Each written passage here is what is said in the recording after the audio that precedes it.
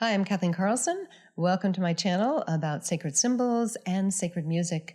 Today, I'm talking about the symbolism of the reality that we live in. So I happen to have come to the conclusion, based on my own life events as well as study, that we are living in a symbolic world. So everything that happens is symbolic. It's clear when we have a dream that there's symbolism involved. And I have tracked my dreams for years and written down very significant dreams. And I also think that our waking reality is symbolic. It's fascinating when you think about the names of different people and how they connect and all of the events of your life. So I had an experience the other night which was very surreal. And I was really struck by the fact that there must be symbolism here. This must be a message from the universe for me. And here's what happened. So I'm driving down the highway.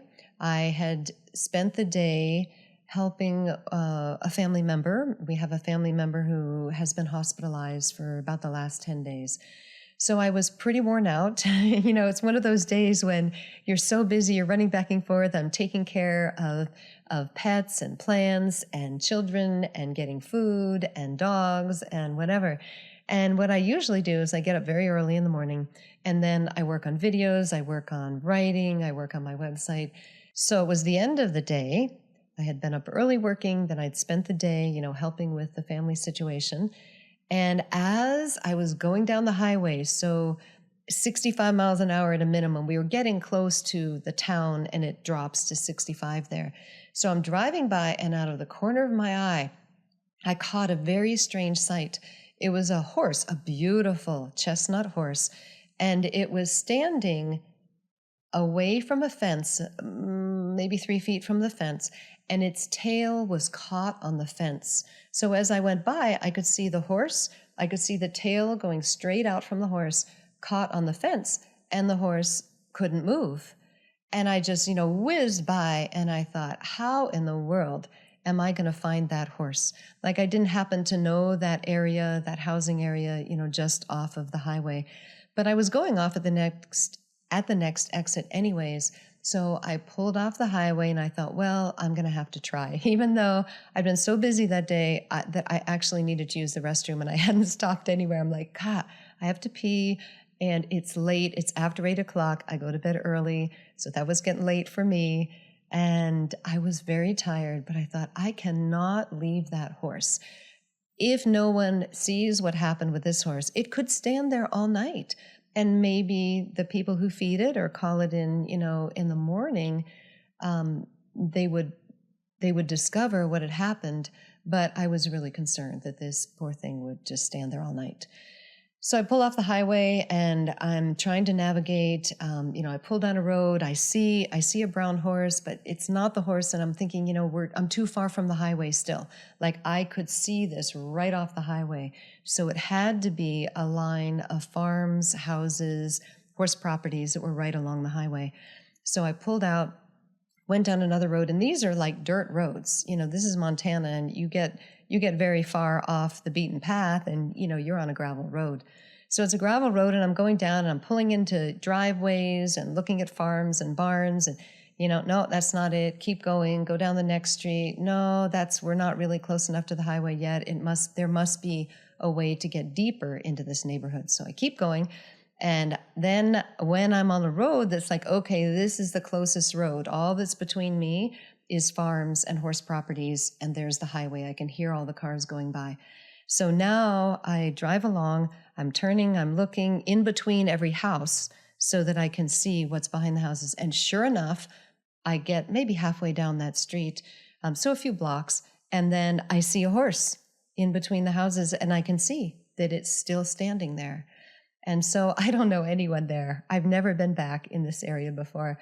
So I thought, all right, here goes. So I pull over, I go up to the house, I knock on the door, don't know these people. A lady comes to the door and I said, excuse me, but I saw a horse from the highway and it was standing with its tail stuck on a fence. And I'm just stopping to see if you know the horse and if anything can be done. And she said, well, we don't have any horses, but that is our yard, and we allow our neighbor to have their horse in our space. So let me call my neighbor. She's a great horse person. She'll be right over here to check on the horse.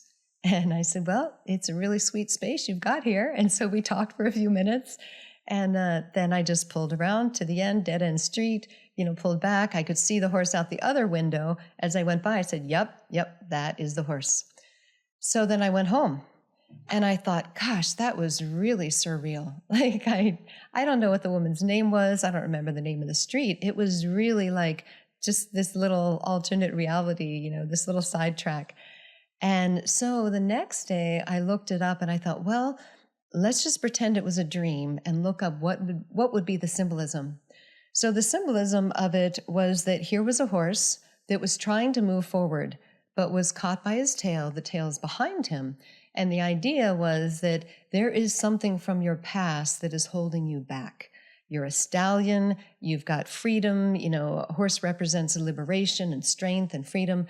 And it's like you're trying to move towards that, but there's something that's holding you back. But it's not a big deal. I mean, it wasn't injured. It wasn't held by its leg. It was just held by the tail. So, to remove the tail, the horse would just go free. It was an easy thing. So that morning when I was doing my daily chanting, I really focused on like forgiveness mantras and releasing anger and grief, anything that I could think of. I was like just sort of scanning my life and my brain for people, situations, whatever, that needed to be released so that I could move forward. So whether that was accomplished or not, I guess time will tell. But in the meantime, I just thought it was an interesting story to share because we're in a waking dream. Like everything that's happening is bringing us messages. And if we pay attention, and, for me, I was doing some research because it wasn't completely intuitive. I told my friend about it and she immediately said, it's freedom. The horse represents freedom. So, there's some standard interpretations and it's just a very interesting experience when you have something like that is just out of the blue. Like I'll probably never go back in that neighborhood again, never see that woman, never see the horse again. So it was like a dream, it was just, it happened, made an impression on me and life went on. But it was definitely worth taking a little time to analyze it. So if you've had waking dreams or situations like that were, clearly symbolic, at least clear to me that it was symbolic, let me know. And thank you for listening. Thank you for tuning in and have a beautiful day. Namaste.